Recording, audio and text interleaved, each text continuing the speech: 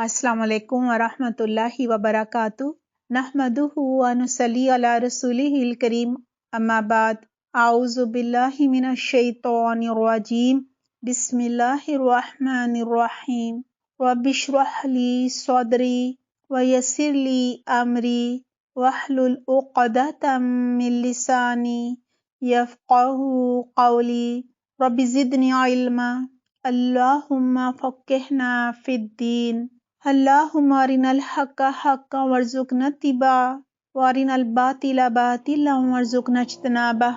कैसे हैं आप सब? उम्मीद करती हूँ खैरियत से होंगे। दुआ है अल्लाह सुब्हानहू व तआला आप सबको अपनी हिफ्ज़ व मान में रखे, सेहत और आफियत अता फरमाए, हर शर, हर फितने और हर बुराई से बचा कर रखे। अल्लाह सुब्हानहू व तआला दीन पर बेहतरीन इस्तकामत अता फरमाए, आप सबके सब नेक अमाल कबूल फरमाए। अल्लाह सुब्हानहू व तआला इस रमज़ान में हम सब से राज़ी हो जाए। आमीन अल्लाहुम्मा आमीन।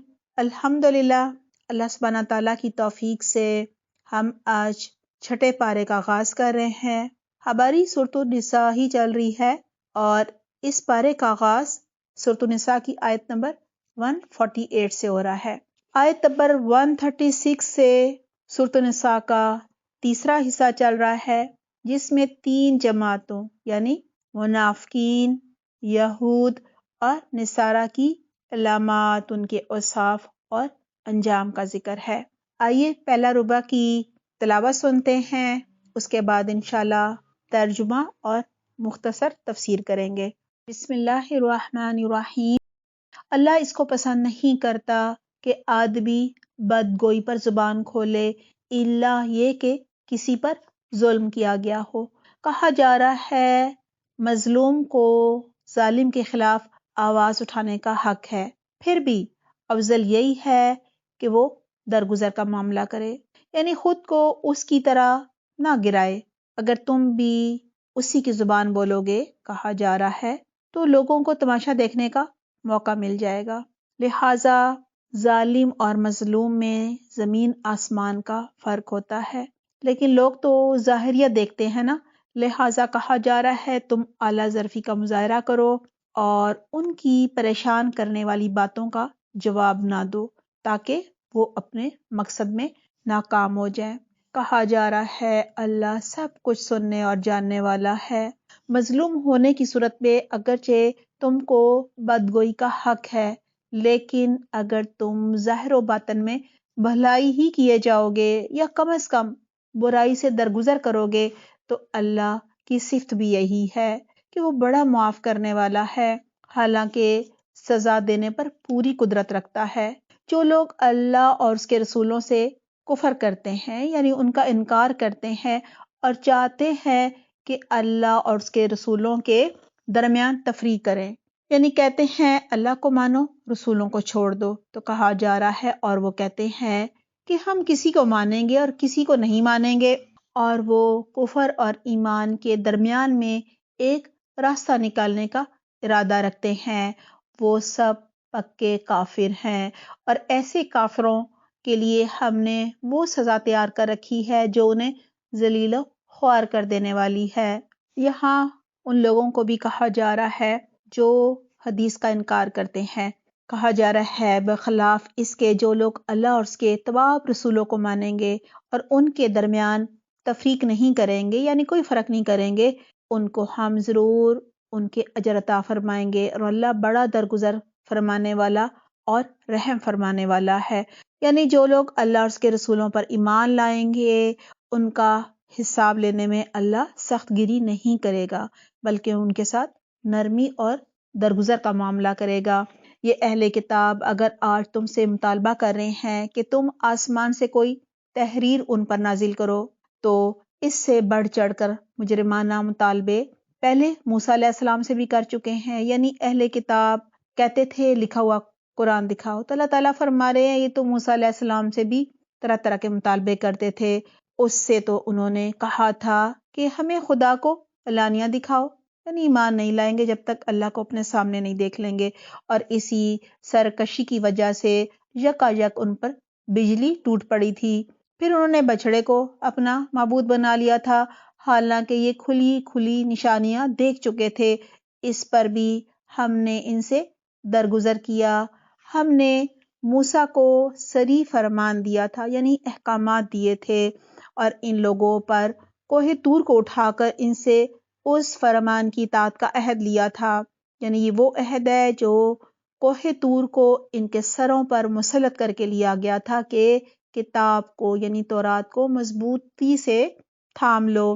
ہم نے ان کو حکم دیا کہ دروازے بے سے سجدہ ریز ہوتے ہوئے داخل ہونا. ہم نے ان سے کہا کہ سب کا قانون نہ توڑنا، اور اس پر ان سے ہم نے پختہ عہد لیا. سب سورۃ البقرہ میں آ چکا ہے. آخر کار ان کی عہد شکنی کی وجہ سے اور اس وجہ سے کہ انہوں نے اللہ کی آیات کو جھٹلایا اور بہت سے پیغمبروں کو ناحق قتل کیا، اور یہاں تک کہا کہ ہمارے دل غلافوں میں محفوظ ہیں.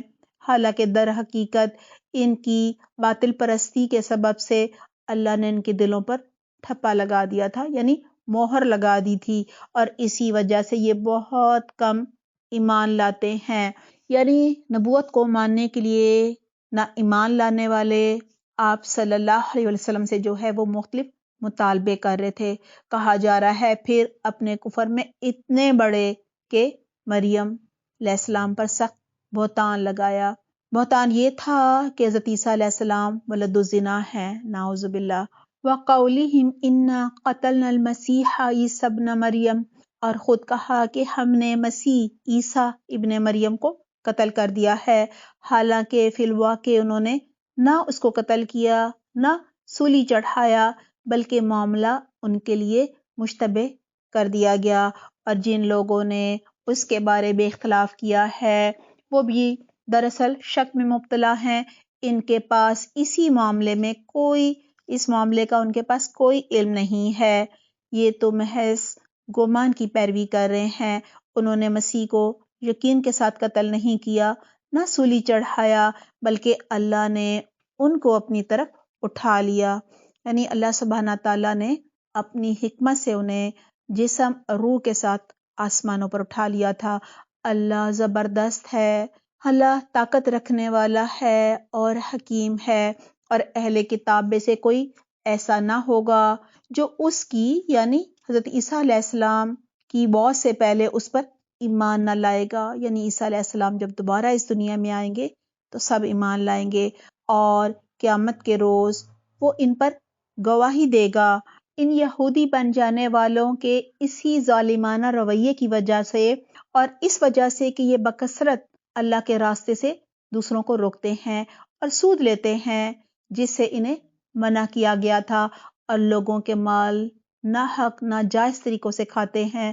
ہم نے بہت سی وہ پاک چیزیں ان پر حرام کر دی تھیں جو پہلے ان پر حلال تھیں. یعنی ان کی گناہوں کی وجہ سے جو حلال چیزیں تھیں وہ ان پر حرام کر دی گئی تھی. دراصل بنی اسرائیل پر ناخن والے جانور جو ہے وہ حرام کیے گئے تھے، گائے اور بکری کی چربی بھی حرام کی گئی تھی، اور یہ سب ان کی نافرمانیوں اور ان کے گناہوں کی وجہ سے ان پر حرام کیا گیا تھا. اور جو لوگ ان میں سے کافر ہیں ان کے لیے ہم نے دردناک عذاب تیار کر رکھا ہے، مگر ان میں جو لوگ پختہ علم رکھتے ہیں جیسے کہ عبداللہ بن سلام تھے اور ورقہ بن نوفل کہا جا رہا ہے وہ اہل ایمان تھے، وہ سب اس تعلیم پر ایمان لاتے ہیں جو تمہاری طرف نازل کی گئی ہے، یعنی آپ صلی اللہ علیہ وآلہ وسلم پر جو نازل ہوا تھا قرآن، اور جو تم سے پہلے نازل کی گئی تھی، اس طرح کہ ایمان لانے والے اور نماز و زکوٰۃ کی پابندی کرنے والے اور اللہ اور آخرت کے دن پر سچا یقین رکھنے والے لوگوں کو ہم ضرور اجر عظیم عطا کریں گے. یہاں یہی بتایا جا رہا ہے کہ منافقین کے لیے اور اہل کتاب کے لیے توبہ کا دروازہ کھلا ہوا ہے. جو بھی فطرت پر ہے وہ ہدایت پا سکتا ہے. انا اوحینا الیک کما اوحینا الی نوح، اے محمد ہم نے تمہاری طرف اسی طرح وحی بھیجی ہے جس طرح نوح علیہ السلام اور اس کے بعد کے پیغمبروں کی طرف بھیجی تھی. ہم نے ابراہیم علیہ السلام، اسماعیل علیہ السلام، اسحاق علیہ السلام، یعقوب علیہ السلام اور اولاد یعقوب علیہ السلام عیسیٰ علیہ السلام، ایوب علیہ السلام، یونس علیہ السلام، ہارون علیہ السلام اور سلیمان علیہ السلام کی طرف وحی بھیجی تھی۔ ہم نے داؤد علیہ السلام کو زبور دی تھی۔ ہم نے ان رسولوں پر بھی وحی نازل کی جن کا ذکر ہم اس سے پہلے تم سے کر چکے ہیں، اور ان رسولوں پر بھی جن کا ذکر تم سے نہیں کیا۔ ہم نے موسیٰ علیہ السلام سے اس طرح گفتگو کی جس طرح گفتگو کی جاتی ہے، یعنی پردے کے پیچھے سے کی گئی تھی۔ یہ سارے رسول خوشخبری دینے والے اور ڈرانے والے بنا کر بھیجے گئے تھے تاکہ ان کو مبعوث کر دینے کے بعد لوگوں کے پاس اللہ کے مقابلے میں کوئی حجت نہ رہے، یعنی کوئی یہ نہ کہے کہ ہم نے ہدایت نہیں پائی کیونکہ کوئی خبردار کرنے والا، کوئی ڈرانے والا یعنی کوئی پیغمبر ہی نہیں آیا تھا۔ اور اللہ بہرحال غالب رہنے والا اور حکیم اور دانا ہے۔ لوگ نہیں مانتے تو نہ مانے، مگر اللہ گواہی دیتا ہے کہ جو کچھ اس نے تم پر نازل کیا ہے اپنے علم سے نازل کیا ہے۔ اللہ کا علم جاننا ہو تو قرآن پڑھنا چاہیے، اور اس پر فرشتے بھی گواہ ہیں۔ اگرچہ اللہ کا گواہ ہونا کافی ہے کہ آپ صلی اللہ علیہ وآلہ وسلم اللہ کے رسول ہیں۔ جو لوگ اس کو ماننے سے خود انکار کرتے ہیں اور دوسروں کو اللہ کے راستے سے روکتے ہیں، وہ یقیناً گمراہی میں حق سے بہت دور نکل گئے ہیں۔ لوگوں کی مختلف اقسام ہوتی ہیں، اسی طرح جن لوگوں نے کفر و بغاوت کا طریقہ اختیار کیا اور ظلم و ستم پر اتر آئے، اللہ ان کو ہرگز معاف نہ کرے گا اور انہیں کوئی راستہ سوائے جہنم کے نہ دکھایا جائے گا جس میں وہ ہمیشہ رہیں گے۔ اللہ کے لیے یہ کوئی مشکل کام نہیں ہے۔ ربنا لا تجعلنا منہم یا ایہا الناس قد جاءکم الرسول بالحق من ربکم، لوگو یہ رسول تمہارے پاس تمہارے رب کی طرف سے حق لے کر آ گیا ہے، ایمان لے آؤ، تمہارے ہی لیے بہتر ہے، اور اگر انکار کرتے ہو تو جان لو کہ آسمانوں اور زمین میں جو کچھ ہے سب اللہ کا ہے، اور اللہ علم والا ہے اور اللہ حکمت والا ہے۔ اے اہل کتاب، اپنے دین میں غلو نہ کرو، یعنی حضرت عیسیٰ علیہ السلام کو اللہ کا بیٹا نہ بناؤ اور اللہ کی طرف حق کے سوا کوئی بات منسوب نہ کرو۔ مسیح عیسیٰ ابن مریم اس کے سوا کچھ نہ تھے کہ وہ اللہ کا ایک رسول تھے، اور ایک وہ اللہ کا فرمان تھے جو اللہ نے مریم علیہ السلام کی طرف بھیجا، اور ایک وہ روح تھی اللہ کی طرف سے، یعنی اللہ سبحانہ تعالیٰ کے کلمہ کن کہنے سے وہ پیدا ہوئے تھے۔ فَآمِنُوا بِاللَّهِ وَرُسُلِهِ وَلَا تَقُولُوا ثَلَاثَةٌ، بس تم اللہ اور اس کے رسولوں پر ایمان لاؤ اور نہ کہو کہ تین ہیں، یعنی جو تثلیث کا عقیدہ ہے وہ نہ گھڑو، یعنی تین میں ایک اور ایک میں تین یہ نہ کہو، 3 in 1 اور 1 in 3۔ اس عقیدے کے گھڑنے سے باز آ جاؤ، یہ تمہارے ہی لیے بہتر ہے۔ اللہ تو بس ایک ہی ہے، وہ بالا تر ہے اس سے کہ کوئی اس کا بیٹا ہو، یعنی اللہ میں کوئی کمزوری نہیں کہ اللہ کو بیٹے کی ضرورت ہو۔ زمین اور آسمانوں کی سارے چیزیں جو ہیں، ساری چیزیں اسی کی ملکیت ہیں، اور ان کی کفالت اور خبر گیری کے لیے بس اللہ ہی کافی ہے۔ حضرت عیسیٰ علیہ السلام نے کبھی اس بات کو عار یعنی باعث شرمندگی نہیں سمجھا کہ وہ اللہ کا ایک بندہ ہیں، اور نہ مقرب ترین فرشتے اس کو اپنے لیے عار سمجھتے ہیں، یعنی وہ اللہ کی بندگی کرتے ہیں، اس کو باعث شرمندگی نہیں سمجھتے۔ اگر کوئی اللہ کی بندگی کو اپنے لیے عار سمجھتا ہے اور تکبر کرتا ہے تو ایک وقت آئے گا جب اللہ سب کو گھیر کر اپنے سامنے حاضر کرے گا۔ اس وقت وہ لوگ جنہوں نے ایمان لا کر نیک عمل کیے تھے اپنے اجر پورے پورے پائیں گے، اور اللہ اپنے فضل سے ان کو مزید اجر عطا فرمائے گا۔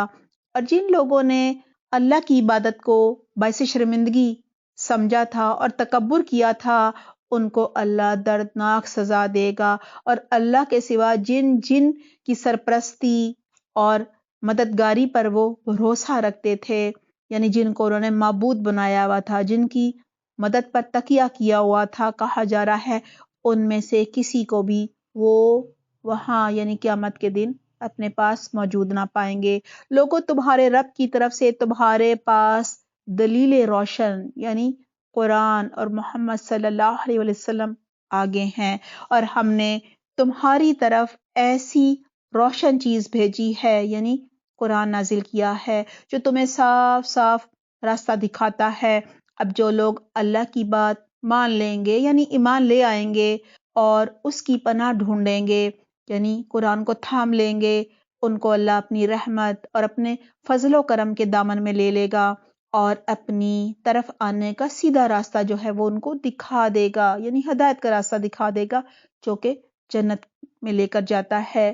لوگ تم سے کلالہ کے بارے میں فتویٰ پوچھتے ہیں، کہو اللہ تمہیں فتویٰ دیتا ہے اگر کوئی شخص بے اولاد مر جائے اور اس کی ایک بہن ہو تو وہ اس کی وراثت میں سے نصف یعنی آدھا پائے گی، اور اگر بہن بے اولاد مرے تو بھائی اس کا وارث ہوگا۔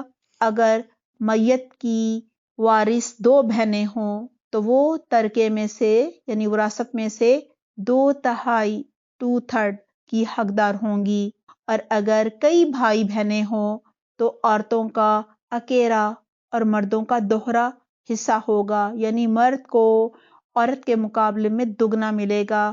اللہ تمہارے لیے احکامات جو ہے وہ واضح کرتا ہے تاکہ تم گمراہ نہ ہو جاؤ، اور اللہ ہر چیز کا علم رکھتا ہے۔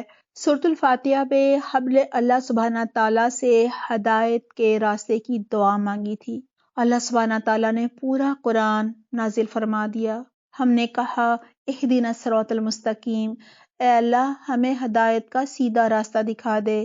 اللہ سبحانہ تعالیٰ نے سورۃ البقرہ میں فرمایا ذالک الکتاب لا ریب فیہ، یہ لو ہدایت کی کتاب جس میں کوئی شک نہیں۔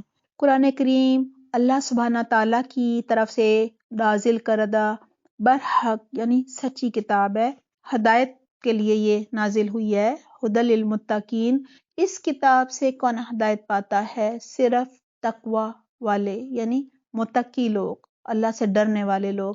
3 گروہوں کی صفات پھر بتائی گئیں تاکہ ہم اپنا محاسبہ کریں اور ان کی روشنی میں اپنا تزکیہ نفس کریں اور متقی بن جائے۔ سورۃ الفاتحہ میں ہم نے دعا مانگی تھی غیر المغضوب علیہم، اے اللہ ان کے راستے پر نہ چلانا جن پر تیرا غضب ہوا۔ اللہ سبحانہ تعالیٰ نے جواب سورۃ البقرہ نازل فرما دی، اس میں جو ضالین تھے ان کا ذکر تھا۔ ہم نے کہا وللضالین، اے اللہ ہمیں ان کے راستے پر نہ چلانا جو بھٹک گئے۔ اللہ سبحانہ تعالیٰ نے آل عمران نازل فرما دی۔ ہم نے کہا انعمت علیہم، اے اللہ ان کے راستے پر چلا جن پر تو نے انعام فرمایا تھا، تو اللہ سبحانہ تعالیٰ نے سورۃ النساء نازل فرما دی۔ سورۃ النساء میں انعمت علیہم کی تفسیر تھی۔ اللہ سبحانہ تعالیٰ ہمیں بہترین عمل کی توفیق عطا فرمائے، آمین اللہم آمین۔ ہماری سورۃ النساء مکمل ہو گئی ہے۔ ہماری اگلی سورت ہے سورۃ المائدہ۔ سورۃ المائدہ مدنی سورت ہے، یہ چوتھی طویل ترین سورت ہے۔ اس میں 120 آیات ہے اور 16 رکوع ہیں۔ اہل کتاب کو یہاں آخری دعوت دین دی گئی ہے، حلال و حرام کی بھی وضاحت کی گئی ہے۔ 42 احکامات ہے، شریعت کی تکمیل کا بھی اعلان کیا گیا ہے، شریعت کے نفاذ کا بھی ذکر ہے۔ آخری 2 رکوع میں رسالت کا ذکر ہے، حضرت عیسیٰ علیہ السلام سے جو مکالمہ ہوا تھا اس کا بھی ذکر ہے۔ بسم اللہ الرحمن الرحیم، یا ایھا الذین آمنوا اوفوا بالعقود، اے لوگو جو ایمان لائے ہو عہدوں کو، بندشوں کو، ذمہ داریوں کو پابندی کے ساتھ پورا کرو۔ تمہارے لیے مویشی کی قسم کے سب جانور حلال کیے گئے ہیں سوائے ان کے جو آگے چل کر تم کو بتائے جائیں گے، لیکن احرام کی حالت میں شکار کو اپنے لیے حلال نہ کرو۔ بے شک اللہ جو چاہتا ہے حکم دیتا ہے۔ اے لوگو جو ایمان لائے ہو خدا پرستی کی نشانیوں کو یعنی شعائر اللہ کو بے حرمت نہ کرو، نہ حرام مہینوں میں سے کسی کو حلال کر لو، نہ قربانی کے جانوروں پر دست درازی کرو، نہ ان جانوروں پر ہاتھ ڈالو جن کی گردنوں میں نظر خداوندی کی علامت کے طور پر پٹے پڑے ہوئے ہوں، نہ ان لوگوں کو چھیڑو جو اپنے رب کے فضل اور اس کی خوشنودی کی تلاش میں کعبہ کی طرف جا رہے ہوں۔ ہاں، جب احرام کی حالت ختم ہو جائے تو شکار تم کر سکتے ہو، یعنی جب احرام کی بندشوں سے نکل آؤ اور دیکھو ایک گروہ نے جو تمہارے لیے مسجد حرام کا راستہ بند کر دیا ہے، یا کفار مکہ کا ذکر ہو رہا ہے، تو اس پر تمہارا غصہ تمہیں اتنا مشتعل نہ کر دے کہ تم بھی ان کے مقابلے میں ناروا زیادتیاں کرنے لگو۔ یعنی مشرکین مکہ نے تمہیں عمرہ کرنے سے روکا تھا، اب یہ نہ کرنا کہ فتح مکہ کے بعد تم بھی بدلہ لینے لگ جاؤ۔ نہیں، جو کام نیکی اور خدا ترسی کے ہیں ان میں سب سے تعاون کرو، اور جو گناہ اور زیادتی کے کام ہیں ان میں کسی سے تعاون نہ کرو۔ واتقوا اللہ ان اللہ شدید العقاب، اللہ سے ڈرو، اللہ کا تقوی اختیار کرو، اس کی سزا بہت سخت ہے۔ ہاں، یہی کہا جا رہا ہے کہ 6 سال مسجد حرام سے انہوں نے تمہیں روکا، اب تم بدلہ نہ لینا، تم زیادتی نہ کرنا۔ پارہ نمبر 6 کا جو پہلا ربع ہے وہ سورۃ النساء کی آیت نمبر 148 سے 176 اور سورۃ المائدہ کی آیت نمبر 1 سے 2 تک ہے۔ آئیے دیکھتے ہیں ہم نے عمل کے لیے کیا سیکھا۔ آیت نمبر 148 اور 149۔ مظلوم کو اگرچہ ظالم کے خلاف آواز اٹھانے کا حق ہے، پھر بھی افضل یہی ہے کہ درگزر کا معاملہ کیا جائے، لہٰذا ہمیں ظاہر و باطن میں بھلائی ہی کرنی ہے۔ آیت نمبر 150 سے لے کر 152 تک۔ ہمیں سب پیغمبروں پر ایمان لانا ہے، کسی کو کسی پر فضیلت نہیں دینی، ان کے درمیان کوئی تفریق، کوئی فرق نہیں کرنا۔ امید ہے اللہ سبحانہ تعالیٰ اس کا اجر عطا فرمائے گا، درگزر اور رحم کا معاملہ فرمائے گا۔ آیت نمبر 154 اور 155۔ ہمیں اللہ سبحانہ تعالیٰ کے احکامات کی خلاف ورزی نہیں کرنی۔ آیت نمبر 156 سے لے کر 158 تک۔ ہمارا حضرت عیسیٰ علیہ السلام کے بارے میں یہ عقیدہ ہے کہ نہ وہ قتل ہوئے تھے، نہ ہی صلیب پر چڑھائے گئے تھے، بلکہ اللہ سبحانہ تعالیٰ نے جسم اور روح کے ساتھ انہیں آسمان پر اٹھا لیا تھا۔ آیت نمبر 159۔ اہل کتاب میں سے کوئی ایسا نہیں ہے جو اپنی موت سے پہلے مسیح علیہ السلام پر ایمان نہ لے آئے، اور قیامت کے دن حضرت عیسیٰ علیہ السلام اپنی امت کے ایمان نہ لانے والوں کے خلاف گواہی دیں گے۔ دعا ہے اللہ سبحانہ تعالیٰ ہمیں شعوری ایمان لا کر اللہ سبحانہ تعالیٰ کے ہر حکم پر عمل کرنے والا بنائے، تاکہ حضرت محمد صلی اللہ علیہ وسلم کو اس دن ہمارے خلاف گواہی نہ دینی پڑے۔ آیت نمبر 160 اور 161۔ اللہ سبحانہ تعالیٰ کا طریقہ ہے کہ قوم کی نافرمانیوں کی وجہ سے حلال چیزیں بھی حرام فرما دیتے ہیں۔ اللہ تعالیٰ ہمیں ہر طرح کی نافرمانی سے محفوظ رکھے۔ آیت نمبر 162۔ آخرت کا اجر پانے کے لیے ضروری ہے کہ ہم اپنا علم پختہ کریں، کیونکہ راسخون فی العلم ہی شعوری ایمان لا کر اللہ کے ہر حکم پر عمل کرتے ہیں۔ آیت نمبر 171۔ ہمیں یہود و نصارہ کی طرح اپنے دین میں غلو نہیں کرنا کہ رسول اللہ صلی اللہ علیہ وسلم کو عالم الغیب کہہ دیں، یا کئی دفعہ نعتوں میں ان کا جو درجہ ہے، مرتبہ ہے، وہ اللہ سے بھی اوپر بڑھا دیا جاتا ہے۔ یہ سب غلو کرنا ہے دین میں۔ آیت نمبر 172۔ ہمیں اللہ سبحانہ تعالیٰ کی بندگی کو باعث عار یعنی شرمندگی کا باعث نہیں سمجھنا چاہیے۔ آیت نمبر 175۔ اگر ہم چاہتے ہیں اللہ سبحانہ تعالیٰ ہم پر اپنی خاص رحمت کا سایہ کرے تو ہمیں قرآن کو مضبوطی سے تھامنا ہے، اس کو سیکھنا ہے اور اس کے ہر حکم پر عمل کرنا ہے۔ اللہ تعالیٰ بہترین توفیق دے۔ آیت نمبر 176۔ ہمیں اللہ سبحانہ تعالیٰ کے احکامات پر عمل کرنا ہے تاکہ ہم گمراہی سے بچ سکیں۔ سورۃ المائدہ آیت نمبر 1۔ ہمیں اللہ سبحانہ تعالیٰ سے کیے گئے عہد اور جو بھی دنیاوی ہماری ذمہ داریاں ہیں ان کو بہترین طریقے سے نبھانا چاہیے، ان کی بھی پوچھ ہوگی۔ آیت نمبر 2۔ ہمیں شاعر اللہ کی حرمت کا خیال رکھنا چاہیے اور نیکی کے کاموں میں ایک دوسرے کا تعاون کرنا چاہیے۔ اللہ تعالیٰ ہمیں بہترین توفیق عطا فرمائے۔ آمین، اللہم آمین۔